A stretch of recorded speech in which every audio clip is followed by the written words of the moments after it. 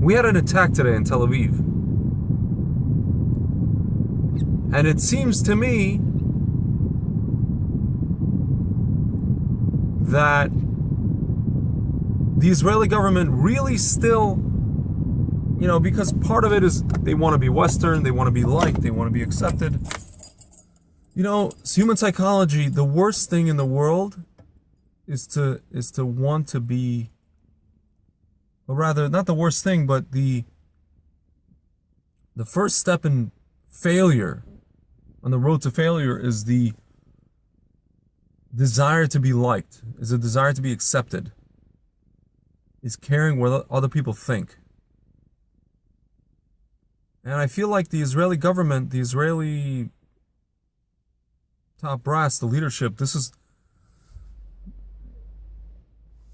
their mantra in life. They really, really, really care.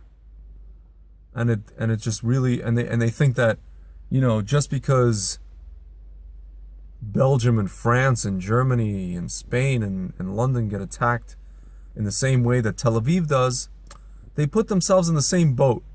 You see these little graphics on Stand With Us and all these other organizations. Je suis Tel Aviv. Je suis nothing. Nothing, okay? We're not in the same boat. They will never empathize with us.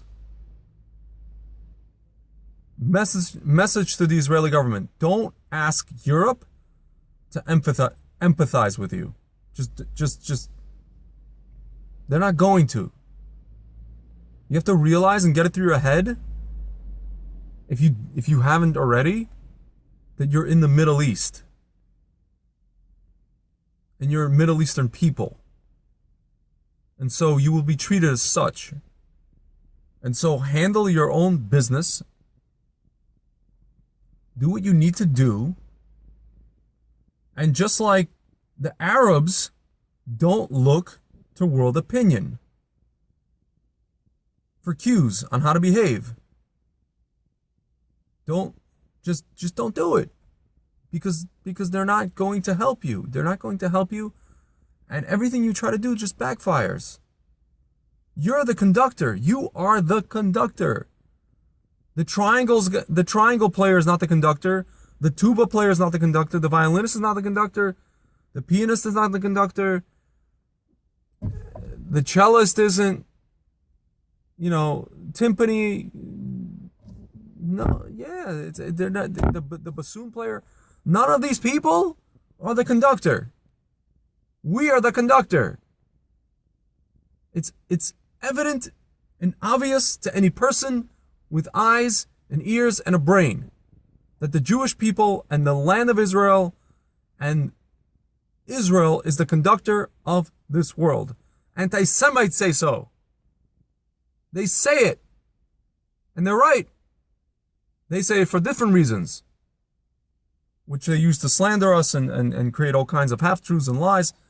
But anti-Semites aren't wrong, aren't entirely wrong. Their accusations and their accusations have at least one leg to stand on. Maybe two. Definitely not four. Friends, we are the conductor. And we need to act like it. We need to, we have, and this is a message for the leftist, for you guys who think that being passive or being a pacifist and being anti-war is a Jewish value. We are anti-war. We're a peaceful people. But we have a directive in our laws, in Jewish laws, which are not archaic. They're not archaic. They're actually pretty on point, if you ask me. They're pretty on point. They're more on point than British law that we use, and then whatever, Ottoman law and Roman law and whatever other law that we have on our books in Israel. It says in Tractate Sanhedrin, if your enemy is digging, it literally talks about an enemy digging under a tunnel or in a tunnel, and he's digging and digging and digging, and he's digging, and you have X-ray technology, in all kinds of things to detect that he's digging to come and kill you. He's coming to chop up you and your family, God forbid, into bitty pieces. If you know that that's a fact, that that's happening, you get up early in the morning, you grab a weapon, and you kill him first. You don't even wait for him to get into the tunnel. You go to his house, and you kill him. That's halacha. That's you have to do that. So, to the leftists, if you don't believe in that, then we're just going to continue to have these little skirmishes with Hamas, with whoever else. And yeah, your house in Tel Aviv will also be a target. And don't tell me it's a target because of our policies in Gaza, in Hebron, in Judea and Samaria. It's been a target for years. Before there was Tel Aviv, there was other targets. It's been a target for about 100 years. The Hebron Yeshiva, what policy was there by the Jews in Hebron Yeshiva?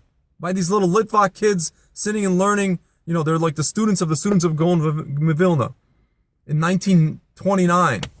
What policy, what government policy did we have? We didn't even have a government. What was there? Besides the hatred of Jews? Nothing. Friends, so we're the conductor, really. And if we acted like the conductor, I guarantee you, there would be no Oslo Accord, that's for certain.